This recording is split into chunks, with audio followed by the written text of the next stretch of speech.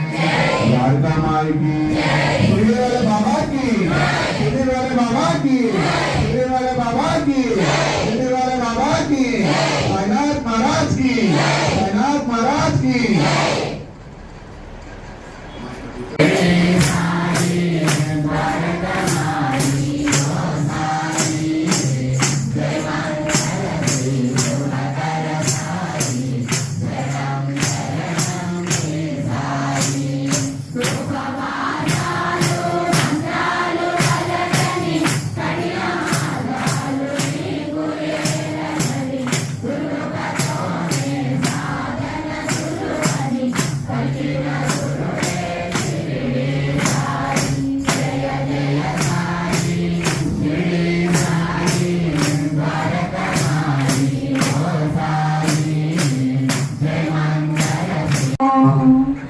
ఎవరి పదనది నేపారు జలమల సేవింప నైర్మల్య సిద్ధి కలుగును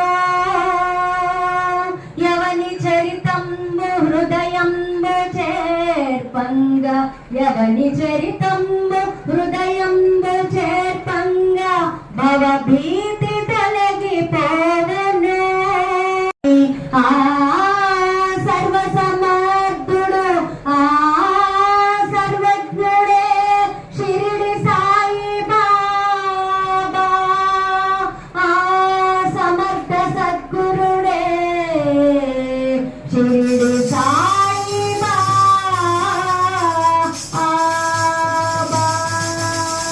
ఆయన అవతారమే సకల జీవులకు మానవాళికే కాదు సకల జీవులకు కూడా ఏం వసులుతున్నాయి అంటే శాంతి సౌఖ్యాలు వసులుతుంది. అందరికీ కావాల్సింది ఏంటి? ముందు శాంతే కదా, మనశ్శాంతే కదా, పరమశాంతే కదా. ఆ పరమశాంతి ఎవరి దగ్గర?